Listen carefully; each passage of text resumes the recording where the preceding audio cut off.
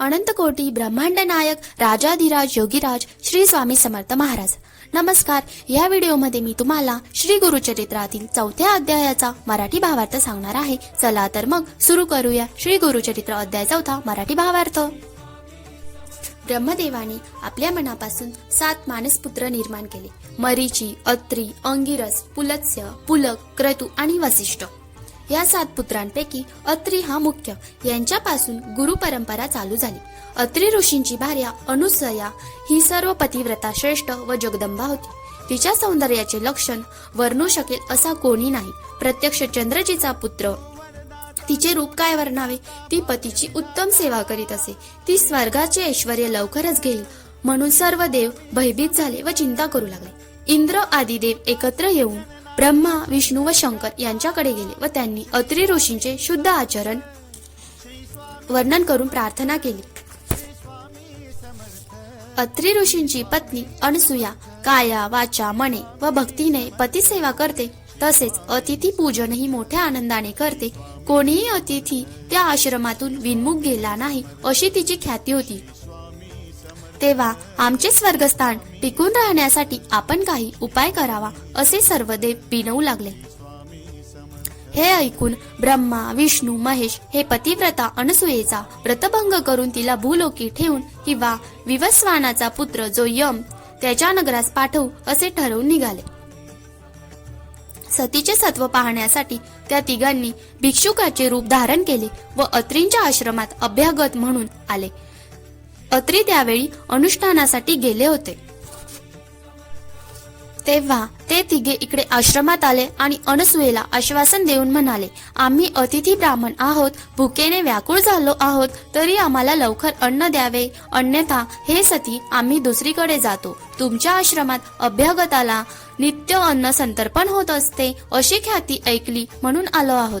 हे ऐकून अनसूयेने त्यांना बसायला आसन देऊन अर्घ्य, पाद्य इत्यादी देऊन व स्नान करावयास सांगून गंधाक्षता व पुष्प अर्पण केली. अतिथी म्हणाले, आम्ही स्नान करून आलो आहोत. अत्री ऋषी येईपर्यंत फार उशीर होईल, तरी आम्हाला लवकर भोजन द्यावे. अतिथीची अशी इच्छा समजून त्यांना भोजनास बसावयास आसने मांडली. शाक, भाज्या व स्वयंपाक घेऊन आली. तेव्हा ते तिला म्हणाले, हे स्त्रिये, आम्ही अतिथी दुरून आलो आहोत. तुला पाहून मनात आणखी एक इच्छा उपजली आहे. तू आम्हाला विवस्त्र होऊन अन्न वाढावे, अन्यथा आम्ही भोजन स्वीकारणार नाही. असे अतिथींचे वचन ऐकून अनसूयेने क्षणभर विचार केला की हे विप्र माझे मन पाहायला आले आहेत, तेव्हा हे नक्की कोणीतरी अवतारी पुरुष असावेत.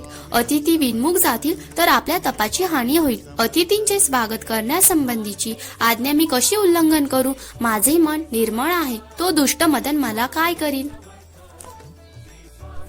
पतीचे जे तपोबल आहे तेच मला तारील असा विचार करून ती म्हणाली, ठीक आहे, तुम्ही आपल्या इच्छेप्रमाणे भोजन करावे, मी आपणास अन्न वाढीन.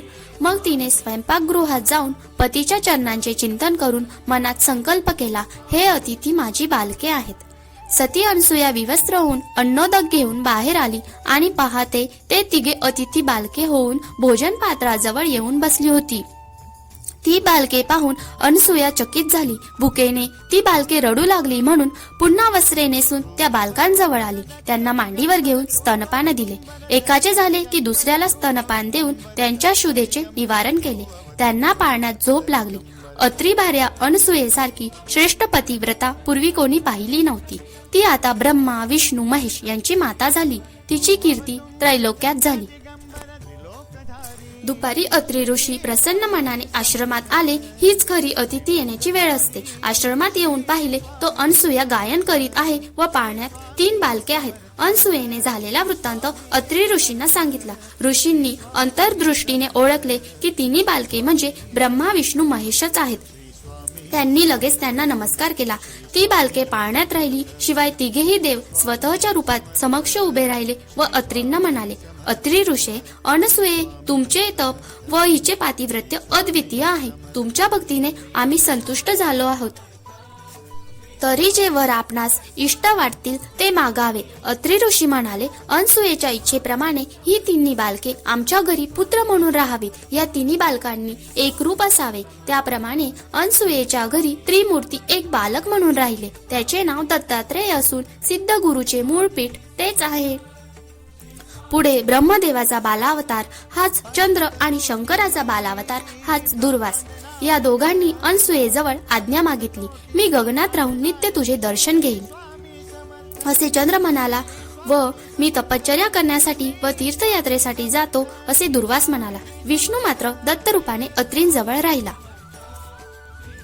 अशा प्रकारे श्री गुरुचरित्रातील 4थ्या अध्यायाचा मराठी भावार्थ आहे. व्हिडिओ आवडला असेल तर लाईक आणि शेअर करा. असे माहितीपूर्ण व्हिडिओ पाहण्यासाठी माझ्या चॅनलला सबस्क्राईब करा.